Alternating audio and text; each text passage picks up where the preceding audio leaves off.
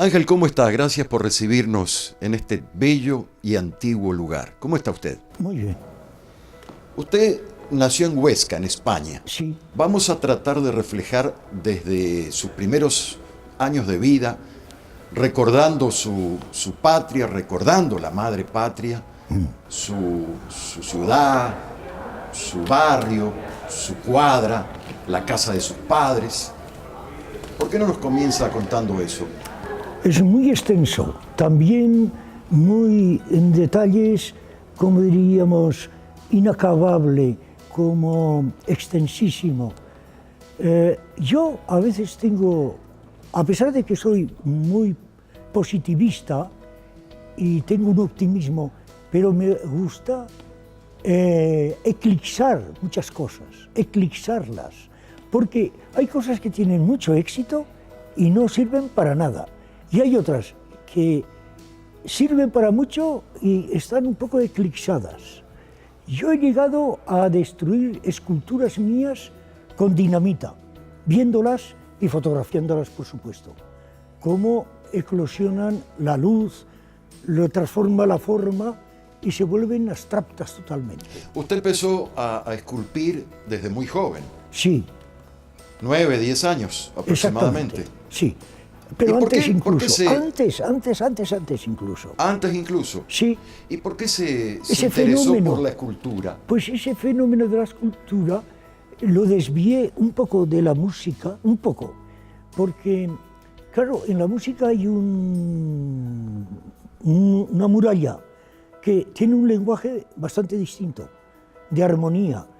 Y luego hay muchos músicos sobre una sola pieza que compone, ¿no? Y luego casi no está hecho para la conquista del público, aunque muchas de las músicas modernas lo han logrado. Pero encontré que era muy complicado, a pesar de que me causaba un efecto casi extra normal, como extraterrestre, la música. Y por eso quise ver el efecto de lo táctil, del relieve, de la materia. Y para mí era más fácil eso, de momento. Luego he cultivado mucha forma de subrelevarme de mí mismo, de preguntarme, como de dialogarme con mí y con muchísimas obras del arte que ocupan el tiempo, el espacio y también la eternidad de muchas obras. Usted clásicas. se va de su ciudad a Barcelona a especializarse con grandes maestros. Pues sí. Cuénteme esa parte. Pues Barcelona era un sitio acogedor. Era en ese momento muy acogedor y se reservaba una idea del intelectual que le faltaba mucho tiempo para acabarse de pronunciar. Por eso dejaron muchas obras interminadas. Gaudí, Claro. la vida se le acababa y lo demás se quedaba sin terminar. Y ese sentido mediterráneo, equilibrado, también necesitaba algo de ímpetu, tragedia, eclosión, y lo encontraba mucho en París. ¿Por qué años más o menos transitaba usted las calles de Barcelona? Pues era, a ver, el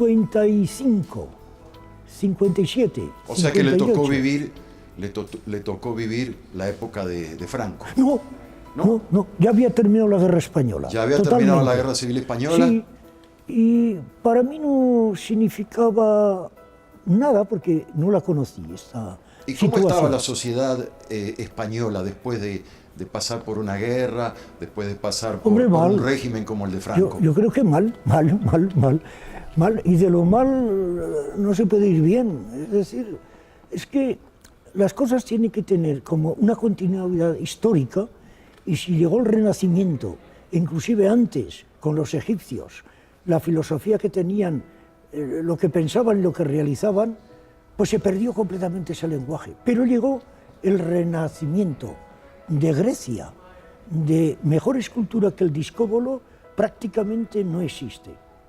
Porque tiene todo, agilidad, dinamismo, tiene armonía y tiene fuerza. Y todo Grecia que ha conocido tiempos peores, pues era un éxito y una perfección. El Partenón es casi auténticamente la perfección. Volviendo a Barcelona y en la época de los 50 y tantos que usted dice llegó, ¿era un poco de un grupo elitista ser escultor o lo tomaban como una profesión, como un oficio elitista, cualquiera? muy elitista. Muy elitista. Yo ¿verdad? recuerdo que se citaba a Josep Llimona, que hizo el Desconsol, y me explicaron muy bien qué era el Desconsol, la llegada de la invasión de los emigrantes, fíjate, y por eso la mujer lloraba. Y es una escultura interesante, porque además está rodeada de una fuente. Aunque no es muy popular esa escultura, es la más significante de Josep Llimona. Pero ha habido otros escultores en paralelo, muchos, también importantes. ¿Ángel tiene hermanos o hermanas? Sí, sí. ¿Viven en España Sí, actualmente? sí. ¿Y qué reacción sintió usted en su familia cuando les dijo, me voy para Barcelona a especializarme porque quiero ser un gran escultor, porque quiero esculpir piedra, madera, Sí. metales? Pues sí, para decir, ni se enteraron. Quiere decir como uno que sueña y no se entera de lo que pasa. Yo algo me estaba entendiendo, porque había como la sensación de que en otros efectos biográficos de gentes, lo que predominaba era la inquietud, la innovación y la originalidad. En muchos, Azorín, Valle-Inclán, eso en Claro. términos literarios. Pero también estaban los grandes pintores, Sorolla y mucho más cerca, Rusiñol, muchos más, muchos y muchos. Y también pasaba, todas las artes no tenían una eclosión absoluta, total, como ha sido el Renacimiento o Grecia, pero también no estaba perdido el camino, estaba en confluencia con grandes intérpretes y grandes creadores. ¿Usted no siente que era demasiado joven y quemó etapas de su vida para poder adaptarse a ese movimiento cultural español? Es posible, es posible. Yo llegué a escuchar de un escultor que dice, ¿cuánto tiempo me han hecho perder los demás? Los demás, ¿no? Porque lo he conocido después de haber perdido el tiempo con los demás. Quiere decir que ha podido perder el tiempo, que si situaciones familiares, domésticas, de vecinos, compañeros, conocidos, amigos, pero es inevitable también. Y hoy que ya es septuagenario, ¿se arrepiente de haber quemado esas etapas en la juventud? Pues es que lo que he quemado ha sido una lucha con ese sentido creativo completo, lo de eclipsar las cosas también y darles valor a las cosas que verdaderamente me superaban en reconocer, referirme.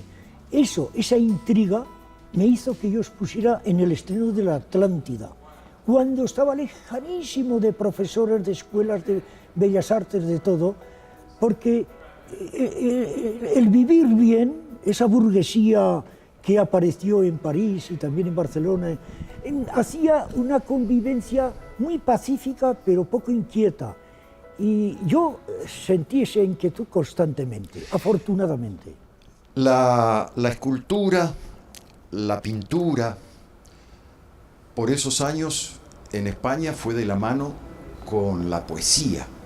Grandes tanto. poetas, grandes escritores. Bueno, se exageraba, yo creo, pero conviene, es decir, un estado reflexivo, un tanto apoyándose en las épocas pasadas, ¿no? Claro, la generación Remunerando, del 98, los sí, 98istas. que se dice, el tiempo pasado siempre fue mejor. Pues eso, claro, se escuchaba constantemente. Ahora, yo tenía otra idea, inquietante, de vencer o de eclipsar cosas que me eran indiferentes y por qué lo eran, y además no tenían esa capacidad que yo busqué constantemente de revelarme sobre lo perfecto, sobre lo decididamente que va a perdurar, lo perdurable, lo ético, lo auténtico, eso.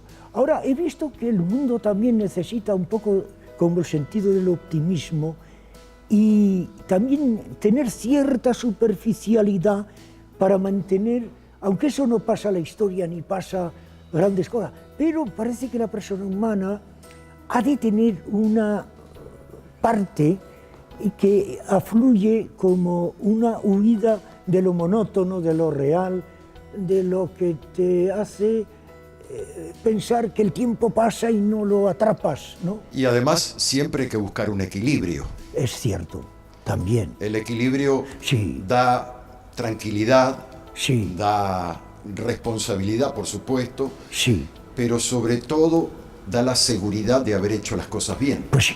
Lo demuestra una escultura que tengo aquí, unas fotos con Luis Buñuel y personajes españoles de esa época, porque esa escultura llamada Tierra y Mar venía a anunciar que llegaba el estreno de la Atlántida en el Gran Teatro del Liceo, en Barcelona. Y alguien pasó un día por allí, un crítico, supongo, ya no lo volví a ver más. El anuncio que tienen todas las cosas, de algo indicado sale luego una gran obra de arte, dijo, estos son los Atlantes. Y venía el estreno Atlantes y Atlántida. Y lo propuse para ser expuesto en el teatro y se consiguió. Se gestionó yo mismo directamente y estuvo aceptado inmediatamente. ¿Recuerda su primera obra? Mi primera obra, está en las rocas, en el paisaje. Esto me influyó mucho, el paisaje, pues de una manera, como diríamos, no comprobable a este tiene más valor que esto. De ahí yo sentía mucho la música también. Y entonces la primera obra, llega más tarde la significante obra Tierra y Mar, que significa descomposición de la Atlántida, que se separa. La desmembración. Y los atlantes. Y claro, eso llegó después, el pensamiento del dinosaurio que yo hice, que ganó el primer premio nacional de escultura. ¿Sabes por qué era? Por lo contrastante que tenía la originalidad sobre todo lo que se había presentado. Y eso es verdad. Si uno hace cosas significantes en producción y además en contenido, es algo inagotable, algo que al tiempo lo desplaza un poco, podría ser así, como posible idea, que lo diagonaliza un poco el tiempo. Y yo llegué a entender que eso valdría mucho más tarde. Y cuando llegué a Nueva York, que luego hablaremos, encontré que más que París, que tiene ese encanto casi estremecedor, llegaba a Nueva York con esta idea de la gente que tiene progreso, progreso. Y los colores también son muy bonitos, de ladrillo, de color. Y me causó un impacto, no sé por qué, de comprar casas. Porque estas casas yo las habitaba con esculturas, dibujos, pinturas. Y luego hablaremos de la fundación, y así estoy navegando en este especie de estancia o como aparcamiento. Yo se la voy a hacer más fácil. Sí. Le hemos colocado un espejo frente a su cara y usted se está mirando para atrás. Sí. Usted se está mirando retrospectivamente, Es contándonos parte del desarrollo profesional suyo y parte también del desarrollo humano que usted ha vivido. Pero la pregunta que se impone es, ¿por qué dejar España para ir o a Francia o más tarde a Nueva York, cuando España siempre fue la meca de la cultura en todos los órdenes? ¿Sabes por qué? Pues porque en mí predominaba una idea de sobrepasar lo pasado. Es decir, no despreciarlo, sí respetarlo, pero queda mucho mundo, que se dice, por recorrer. Y a mí, cuando yo llegué a París, me cataplictó todo. Estos árboles. Luego la gente veía una piedra, los franceses. ¡Sí, monsieur, en pierre! Pero, hombre, no deja de ser una piedra. ¡Sí, monsieur, mais quelle forma, quelle exquisitez. Y claro, todo eso me resultaba como muy válido porque yo venía de un mundo que nadie hacía lo que yo hacía. Y de alguna manera Francia tuvo mucho que ver con mi decisión absoluta de salir a más países. O sea, en Francia es donde usted termina de, Sí, de definirse como artista pues sí. y a partir de allí toma un derrotero y comienza con toda la producción de sus obras. Sí, yo llego a Londres y voy a la Royal School de Londres. Y me dicen los profesores, tenemos que aprender de usted. O sea que usted debe volar, porque tendríamos que aprender. Y eso pasaba en Barcelona con la Atlántida. Los profesores hacían muralla porque veían que yo sentía como un anhelo y una radicalidad de imponerse con la originalidad y el arte. Y esto es lo que yo noté en Londres, que Londres luego me daría el éxito como más internacional, con lo del Holland Park, las esculturas en el parque. De ahí que un niño acaricia una escultura y hay una nota en la portada del London Times que dice "A child playing with the sculpture Mr. Oren Sanz". Eso fue un fotógrafo que llegó de repente, pero como si cayera un relámpago. Le saca la foto y la colocan, y lo ven los del film, nada menos Black Edwards y todos los componentes, que grababan con tiempo de antelación y mucho en otro punto del parque. Y vinieron expresamente a ese sitio y ahí grabaron la película, la gran película. A todo esto ya Huesca quedó bastante atrás. Uy, Barcelona, sí. París, Londres. Sí, quedaba atrás. Pero déjeme hacer un alto. Pues yo tengo una cualidad de no acordarme del pasado mucho. Oh, bueno. Eso está bien. Dependiendo. Sí. ¿Para qué uno tenga que acordarse? Si es para algo bueno, está perfecto. También. Si es para algo malo o trágico, mejor olvidarlo. Pero déjeme hacer un alto acá. Sí. Barcelona, Francia, Londres. Seguimos creciendo artísticamente, usted como hombre de mundo ya. Sí.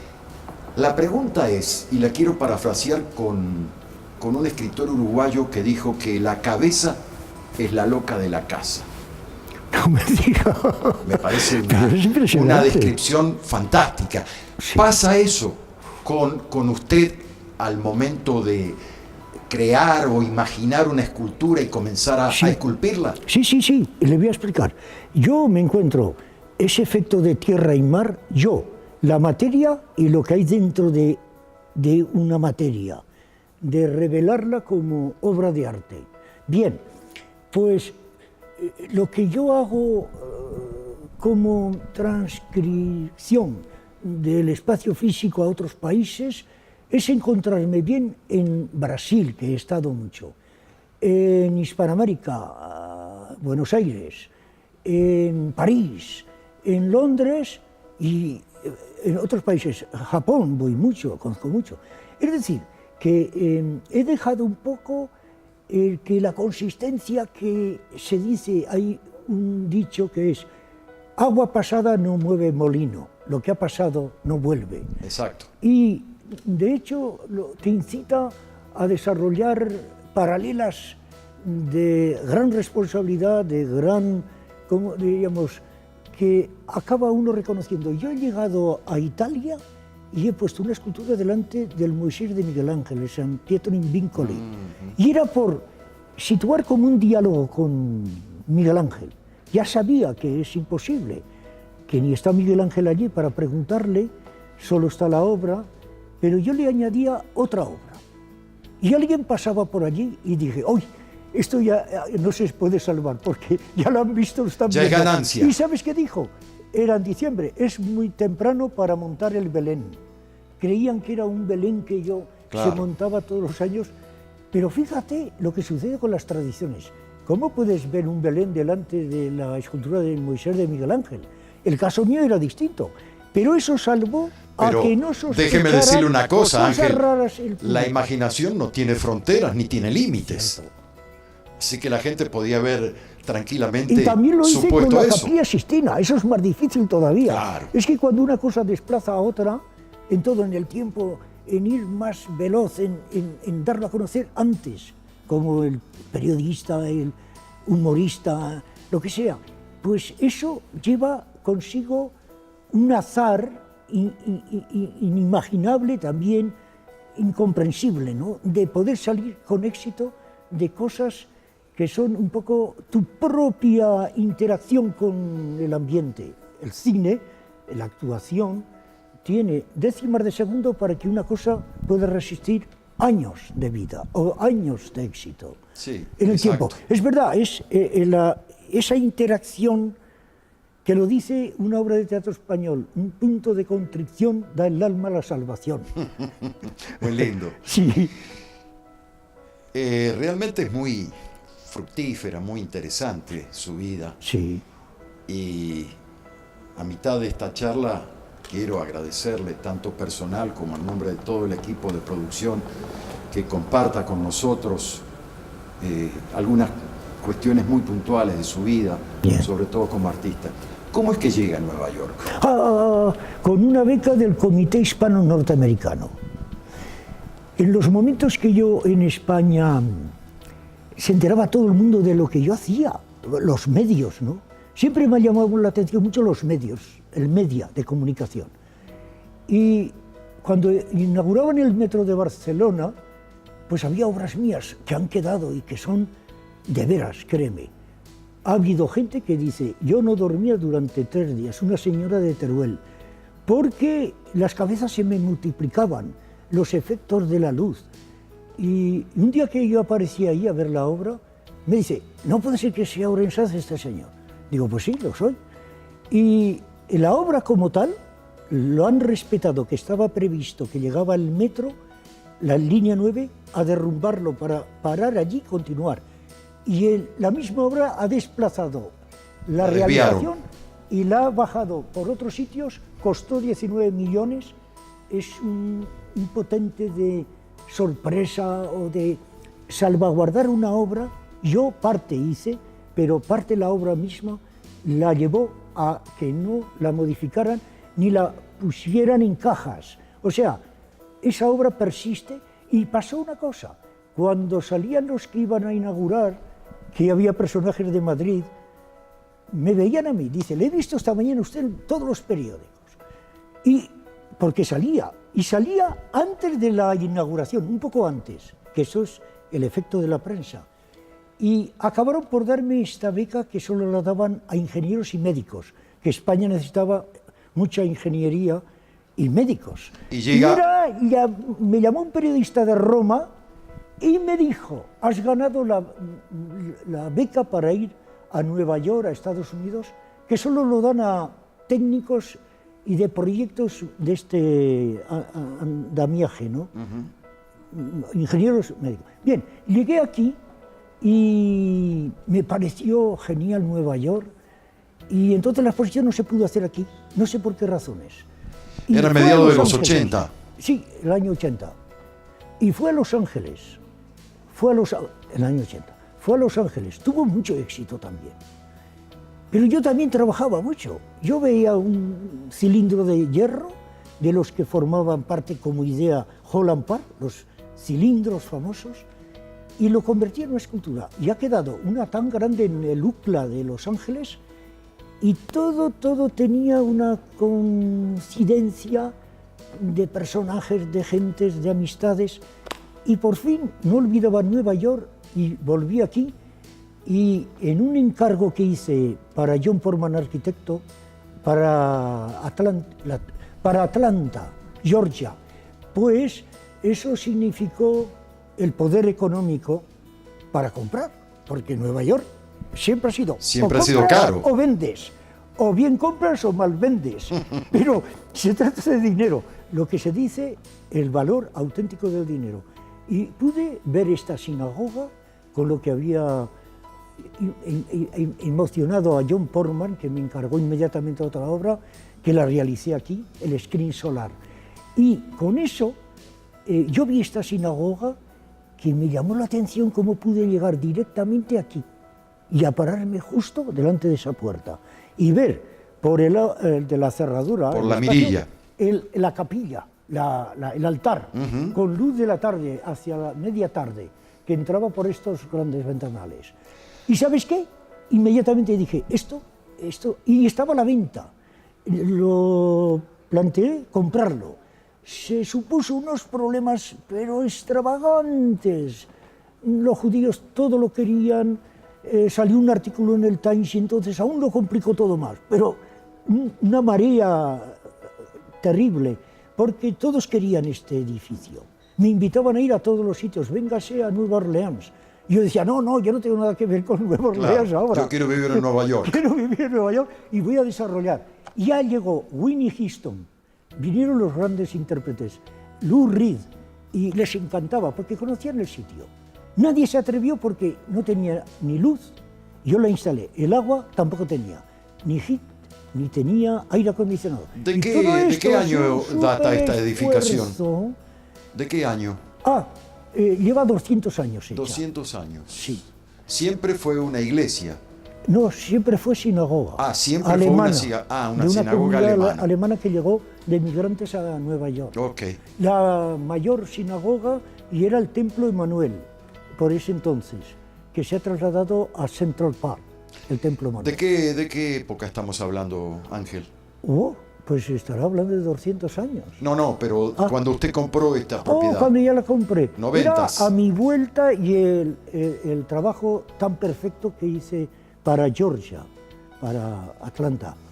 Y el dinero obtenido, real, significaba que yo podía avanzar en esto, a hacer un acto histórico. Y sí, cuando lo compré, yo llegaba a sopesar. Había gente que quería entrar, que nunca les habían dejado entrar aquí, porque ya ni les atendían, porque sabían que no podían dar el dinero para la compra de una transacción así. Pero fíjese que entonces era posible, pero hoy sería imposible comprarla, porque el dinero del suelo simplemente se ha supermultiplicado. Claro, me imagino, y más entonces, en esta zona. Al llegar aquí, estos actores como Whitney Houston, lo lanzaron al conocimiento y vinieron más cosas. Y yo no paraba de trabajar también con la producción y las ventas o encargos míos. Y se constituyó este edificio Angelo Ensan Foundation. Y hoy se conoce en todo el mundo, en Japón. Me invitan en Hiroshima, los actos de la bomba atómica, ya 2 años consecutivos. Y todo el mundo, en Roma, en Londres, ¿Y en Rusia. ¿Cuáles son los fines que persigue su fundación? Bien, pues, apoyar a mucha gente también, que lo agradecen, pero a veces le falta más que eso, porque uno siempre ha puesto más que lo que recibe, eso es cierto, porque es verdad, la gente es muy volátil y todo, esto es lo que no se entiende, que las cosas no reposan de una manera que viven 300 años, añeja. Más, sí, es mucho lo que se consume. Es decir, el prêt-à-porter, que nacía en Francia. Y entonces este edificio se hablaba mucho, salió en muchos medios, ha salido en películas grandes y en teatro, y se han hecho cosas memorables, y así está en el tiempo, como atravesando un túnel de la luz o del arte. Y aquí yo he podido realizar quizá mis mejores obras. Bueno, también son muchas las que están en España y en Barcelona, pero todos los dibujos que produzco se han hecho en la planta segunda, que es donde tiene más luz, lo puedo fotografiar todo, y se han editado libros, se edita mucha, diríamos así, media de que conozcan mi obra, pero yo y siempre creo que aún la tienen que conocer mucho más. Y con eso salgo yo a muchos países, se hacen exposiciones, otras obras pasan como 2 años que nadie las ha visto, pero que están allí, estarán siempre. Digo, para ser movilizadas a exponerlo en países, en lugares. Y si no va la obra, voy yo, y yo actúo in situ también. Es muy curioso que yo me encuentro bien sobre la pregunta, ¿qué dejas atrás perdido en el tiempo? Pues yo me encuentro muy bien cuando voy a Tokio, cuando voy a Londres, cuando voy a París. Se configura una especie de inercia positiva y se concluye en obras de arte todo, con la nieve, con el fuego, esos elementos cinematográficos que tiene, el hielo. Y yo lo filmo también, sale vídeos o films y sale recopilado en fotografía, en dibujos, muchos. Yo para el dibujo es de una facilidad que es innata. Al comienzo se impone que es imposible luchar, pero cuando ya empieza el dibujo a querer nacer y estar y existir, le digo, oye, no te falta nada, solo te falta hablar. Y ahí para el tema artístico. Una pregunta. ¿Es usted de los artistas que termina una obra, la expone, pasa el tiempo y la vuelve a ver y la observa y dice, a esto le falta este detalle o este detalle? Pues ya te voy a explicar. En Madrid hay una obra que es muy interesante, en el edificio Beatriz. Y yo he ido alguna vez a verla porque citaba a la gente incluso allí para verme a mí y yo explicar, y la obra que está constantemente. Y yo llegué a creer, ¿cómo es posible que yo haya podido hacer esto? ¿Cómo es posible? ¿Por qué? Porque hasta esa perfección que yo mantenía a realización inmediata, lo tiene, oye, no está perdido, está en cada motivo, en cada dimensión que tiene los cilindros, siempre, y las oquedades y la luz que traspasa de un cilindro a otro con aberturas que se entrelazan como laberintos, como bosques y laberintos, como ciudades, como calles, plazas. Y es verdad, esa obra, eso me sucede. Ha habido, y hay muchas obras, el Museo de Sabiñánigo, en España, se creó por mí mismo, propia inercia y destino. Y no han entendido nunca que se llegó a ganar en el Supremo, la ley más alta. Y era porque todos, parece un grupo escultórico, me perseguían a que no comprara la casa. Yo dije, voy a hacer un museo, que no, que de museos no entendemos, pero si nos compra la casa, y la podía comprar, porque un destino muy complejo hacía que el dueño me la quería vender a mí, porque preguntó, ¿no será usted de una región española? Dice, ¿por qué han venido? Y no me convence, que quieren comprarla. Y le salía gente. ¿Cree mucho en el destino, Ángel? Sí creo. Y entonces dice, ¿usted es el de la estatua de Jaca, de la Jacetania? Digo, sí. ¿Usted es Ángel Lorenzán? Sí. ¿Y usted ha nacido en Larués? Dice, a usted le vendo la casa. Hoy. Y eso se hizo. Se dio una cantidad, se hizo un papel, porque es bueno tener, como un recibo, dicho así. Y entonces la casa costó tiempo que fue flotando como en juicios, como en valores no estatales, de la consideración de familias, sobrinos, primos que salían por toda España. Todos querían la casa. Y fue un caso insólito. Algún día el cine lo reflejará, aunque se está escribiendo una obra de teatro. Y es de la historia más impresionante que se puede conocer. O sea, y es auténtico, y es todo. Y ha sido un éxito. Llegó el público, la gente, pero claro, cuando había ganado, todos los críticos decían, Orensán, lo has conseguido. Y al que tenga se le ayudará. Y al que, no sé, hay unas razones que establecen como una historia y una experiencia. Claro, al son que parámetros tenga se le da, históricos. Y al que no tenga, casi, si no tiene nada, ni se le va a quitar porque no hace falta para nada, algo así. Y yo llegué ahí sobre una muralla difícil de familias, la casa, vender sentimientos, pero es así, la vida es dura, trágica y a veces es triunfante. No hay tragedia que un artista ha sido toda una vida, como diríamos, burguesa, silenciosamente perfecta, sino cada vez tragedia y triunfo. Tragedia y triunfo van unidos. Por momento, le cambio el tema. Usted es un hombre trashumante, usted es un hombre de mundo, de continente, no es un sedentario para nada, al contrario.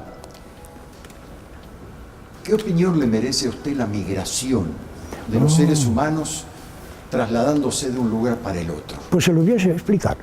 El éxito que hizo Grecia y el Renacimiento y los egipcios daba un eco hablado en las gentes que atraía.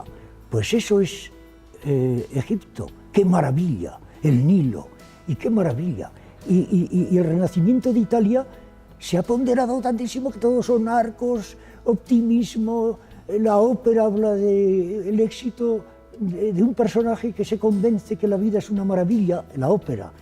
Y eso ha atraído a las emigraciones, pero es que se puede avanzar en una totalidad de país que podría estar conquistado sin ningún motivo de guerras ni nada, simplemente porque las fronteras se asaltan o se cortan o se lanzan por la noche y pasas a un pie está Francia y a otro pie está España.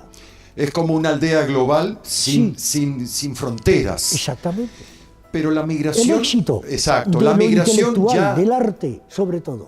La migración... Llegó a eso, a estar acariciando una tierra prometida. ¿Entiendes cómo sería? Y yo creo que es legal, yo creo que es... Pero también se van a encontrar con una disparidad de entendimiento del lenguaje, de cultura en otros países. Yo creo que no avanzará demasiado. Hay que vivir donde a uno le corresponde. Si a mí me correspondía el arte, he hecho muy bien de continuar y seguir un camino del arte y expandirlo, hacerlo. Pero para otras personas va a ser muy difícil adaptarse a otros países. ¿Lo creen? Sí, sobre todo le decía en la era moderna, la migración que hay de los países africanos hacia países de Europa, la migración que viene de Latinoamérica hacia los Estados Unidos, también de China, de Asia en general. Es decir, la gente es nómade, se mueve, sí, o por necesidades por instinto económicas, sí, o por necesidades de crecimiento intelectual, pero siempre se está moviendo. Constantemente. Y esa migración, ¿qué tan bien le hace a los países que la reciben? Está muy en entredicho todo, porque lo primero, hay una democracia que debe atender esto que le pasa al vecino confluyente, ¿no? Pero en la realidad no es así. Si yo no hubiera hecho lo de Atlanta, no hubiera podido comprar esto, porque yo le preguntaba a un judío, ¿qué es dinero? Y me dice, money es money. Y después de money, dice otra vez lo mismo, money es money. Y entonces, claro, llegar a un país que crees que todo va a ser una fiesta y como el universo un encanto y una fábula, no es así, no es así. Es fuerte, es terrible. Como hay cosas que perduran al margen de haberse salvado, de haberse inquietado y haber sobrepasado como todos los exámenes de las dificultades. Y influyen muchas cosas, otros mueren en el camino, otros están mal heridos, sí, también. Estar mal herido es peor, pero es peor estar muerto. Exacto, ya no hay esperanzas. ¿Es sentimental, Ángel? Sí, sí, sí, sí. O más bien una persona de caparazón dura y de corazón cerrado y muy pragmático. Yo llego a pensar, ¿por qué yo pensaba en los dinosaurios? Tanto tiempo hace, que después ha venido toda una confabulación de films de dinosaurios, después. Y el dinosaurio, sí, yo prácticamente inventé eso. Como el cilindro, alguien me dijo, son tótems. El totenismo, el cilindrismo. Pero eso sucede, y sucede, si Spielberg, que por cierto grabó aquí algo, coincide en que yo había hecho un dinosaurio muchísimos años antes que hiciera Jurassic Park, pues todos los caminos están abiertos, todo coincide, todo se extiende. hay que dejarlo que se manifieste, que crezca. Pero muchas veces es difícil porque el mejor lo convierten en peor. También ha sucedido. El que más ha hecho, menos lo recuerdan o menos lo reconocen. También es verdad. Así que es así. Al mejor cazador se le escapa la presa, ¿verdad? Sí, también. O sea que hacer escultura es muy difícil. No, me imagino, como todo.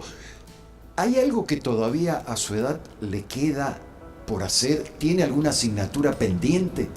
Pues quedarme por hacer... Hay un museo, se está haciendo otro, y lo guardo en mucho silencio. Y es decir, quizá nunca habré entendido por qué se hace un nuevo museo, o por qué, cómo me consideran pues, en países, sí. Y eso sucede, y aunque yo no lo reconozca del todo, sí vendrán tiempos que lo estarán reconociendo. Y finalmente, a mí lo que siempre me ha preocupado mucho, no, un poco de preocupación, es lo cosmológico. Es decir, cuando la persona más allá de su territorio quiere andar o quiere aparecer, le es como ingrato, le es como inhabitable, siempre. Y entonces, claro, es esa la mitad de la intuición, entender la inspiración y producir y guardar eso como congelado, las ideas, las formas, para que esté de alguna manera incluido en el mundo del arte, de lo poético, de lo auténtico, de que prevalecerá sobre el tiempo. Hasta aquí hemos hablado de Ángel Lorenzans, el artista, el escultor, el hombre de mundo, la persona reconocida por diferentes gobiernos y entidades. Hablemos de Ángel Lorenzans, ser humano. Hablemos de... formó familia, tiene hijos, tiene esposa. ¿Cuál es el legado que a los más íntimos de su casa le va a dejar? Sabes que hay que estar lejos de la familia. Cuanto más lejos, mejor. Porque también sabes que ha ocurrido en mucho tema como el mío, como ejemplos de insistir en esto de la originalidad y el trabajo y pues que la familia no entiende nada. Y lo que hace es meter la pata, que se dice, lo estropea mayormente casi todo, oye. Pero tú has visto que Chaplin tiene unos hijos y hijas que son un desastre. Picasso, mucho desastre. ¿Qué quiere decir con eso? ¿Que ese es un caso? Picasso, una mujer se suicida con una escopeta a los días de haber muerto Picasso, ni se sabe por qué. También se suicida un hijo de Picasso, creo. Y no hay, tú me lo comentabas, que es difícil, hay una tragedia. Ahora bien, ¿qué pasa con la obra? Pues la obra, al fin y al cabo, se queda en museos, se queda mejor que en la familia, porque a veces la familia lo revende regular, nunca en su posición buena, exacta, que corresponde. Y luego tampoco necesita mucha ayuda de sus familias. Eso está ocurriendo. De vez en cuando hay mucha gente que no correspondería a la vida de Chaplin. Y por eso Chaplin no... hay una Geraldine que no la apoyó mucho. Pero estamos hablando de usted. De gente. Cuénteme. Yo. Me eludió la pregunta. Lo mío está estupendamente. Es decir, tengo gente que me apoya mucho, tengo también los hermanos que han apoyado y siguen, y que recibo la medalla Gran Cruz a la Orden del Mérito Civil, que eso es reconocido por el Consejo de Ministros. Todos me aprecian mucho, pero en vida, que es no fácil. Y hay una simpatía que empiezan a ver a Lorenzans. Hay un libro, Diario de Ángel Lorenzans, que explica todo. Cómo la gente interviene luego y me da la razón, que tengo la razón de lo que yo he hecho. Y lo consideran, y está demostrado. ¿Qué más? Pues yo creo que se dan muchos caracteres. No he fracasado casi nunca en el arte. Eso es otra ventaja. Es decir, mucha gente tiene un lado, escuchemos lo que decía Machado, muere mal, mal. García Lorca ni se lo pensaba. Bueno, que hay unas inconsistencias que no corresponden nunca en la vida real. Tú me lo demostrabas, que hay tragedias y hay lo que se dice también frustración en grandes actores. Tienen una vida muy frustrada, no resisten el aplauso, creen que eso no se necesita y se van por la puerta de atrás del teatro a su casa y sin pena ni gloria. Siguen ensayando, y sin pena ni gloria también la vida es efímera por sí mismo. Y entonces, ¿quién se acuerda ahora de Manuel Dicenta? ¿Quién se acuerda de Becker? ¿Quién se puede acordar en el cine? Richard Burton ha desaparecido, está olvidado, no cabe duda. Y al autor le queda su propia energía hasta los últimos momentos, pero no cabe duda, tampoco es él, tiene una vida determinada por el tiempo. Yo llegué a decir una frase: todos los que nacieron en el 29 han muerto, total, en todo el mundo, chinos, Corea del Sur, Corea del Norte, italianos, japoneses. Y una señora que era directora de un periódico me dice: oye, ¿sabe que eso tiene usted razón? Claro que sí. Toda una generación, si ha nacido en el 22 o 23, cuando llega a menos de 90 años, ha muerto. Sí, pero la gran generación de poetas del 98 españoles ha dejado un legado increíble en la literatura universal. Y en Hispanoamérica, las iglesias, claro, ha dejado las construcciones de arquitectura. Otras cosas han desaparecido porque son accidentes, circunstancial. Ángel, 3 palabras. Sí. Y me las define. Vanidad, gloria y eternidad. Vanidad. Bueno, la vanidad, la envidia. ¿Se considera una persona vanidosa? Es lo que resalta y hace tener envidia al prójimo. Pero puede haber admiración en el caso del arte, que se vuelve admiración, que se vuelve, ya verás cómo diríamos, que tiene carisma una cosa, que tiene un attachant muy grande. Por leer la biografía que se dedicó, de dónde salió, si de la nada casi prácticamente, aún tiene más valor. Porque fíjate, hay gente muy rica que fueron, lo que se dice, gente bien situada, porque sus padres ya estaban muy situados, y hay alguno que despertó a algo extremadamente muy sorprendente, pero otros se gastaron la fortuna de sus padres, también eso es cierto. Y llama mucho la atención todo este fenómeno. ¿Y la otra cuál es? Gloria. Bueno, gloria. Uy. Yo creo que este afán que debería persistir acaba mucho cuando acaba el hombre, la persona, porque no quisiéramos que terminara. Yo siempre digo que deberíamos vivir como 1000 años como mínimo, y no es posible. Ambicioso. Sí, desde luego, como mínimo, porque habría más de todo. Pero ¿sabes qué? No sabemos todo un cosmos, cómo está formado, qué pasó con tantas cosas, que hubo evoluciones extralímites de fenómenos, que ardía la Tierra. No se conoce mucho y la persona siempre ha hecho interrogantes de todo.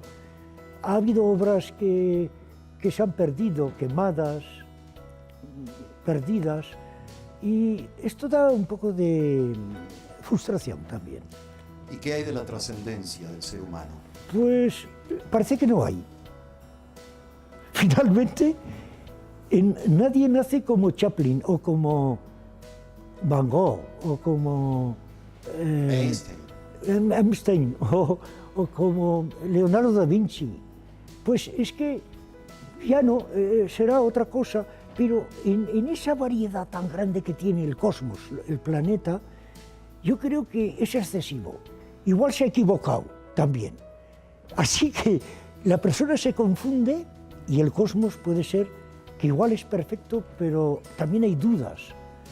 ¿Por qué nos envían estos terremotos o huracanes, no lo necesitamos esto, por favor. ¿Cómo le gustaría que lo recuerden, Ángel? Bueno, pues yo creo que en el recuerdo desaparece mucho la comunicación totalmente, pero florece la recordarán mística. los dibujos, recordarán, en ese diario aparece toda la intensidad, pero yo sé que en 3 años hay otro diario más, porque produzco mucho. ¿Y por qué? Habrá más vida consumida, ¿no? En el caminante no hay camino. Y entonces, ¿cómo recordarán? Pues yo creo que como una persona que no tuvo ni envidia, ni celos, ni esto que has dicho, vanidad, esas cosas. No, ¿por qué? Pues porque yo cuando veo que, le pregunté aquí en un concierto que han dado muy grande, a Manuel de Falla, por cierto, digo, cuando se ve una piedra y dentro que hay de esa piedra, se sabe que es imposible saber qué hay dentro. Y puedes estropear la piedra, o tirarle bombas, o destrozarla. Yo, como digo, he querido eclipsar algunas cosas a ver si pasa algo. Y un día dinamité esta escultura, y pienso hacer algunas así también, que de la historia tantas no, pero lo que es malo, dinamitarlo, es decir, como un efecto abstracto.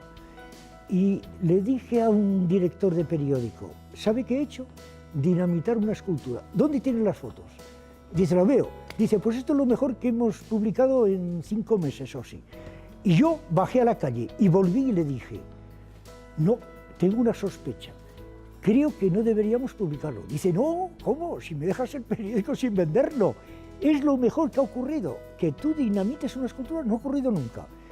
Y es verdad, tenía él razón, ya me fui, eso me convenció. Pero no me dejaba tranquilo que entre dinamitar una escultura, eclipsarla y no, pues hay un mundo, hay un tiempo, hay, ¿cómo diríamos? Algunos lo pueden entender como algo que es terrible, que es trágico, dramático, o no, o dejar las cosas como están. Eso estaría así. Ángel, me voy a acercar para despedirme de usted. Gracias. Pero con una pequeña metáfora. Metáfora. Hay hombres que pasan por la vida como piedras en una pendiente. Exacto. A veces, yo lo he pensado eso también. A veces sin dejar rastro. Tirar piedras o esculturas. A veces sin dejar rastro. Como la Venus del Nilo, que está roto los brazos, ha caído por una pendiente. Y otras provocando avalanchas de tal magnitud que toda la tierra cambia su relieve. Yo creo que ese es su caso. Gracias, muy bien, me parece. Muchísimas gracias por compartir con nosotros su vida, sus obras, sus logros y su pensar. Gracias. Gracias de veras. Hasta siempre. Bien.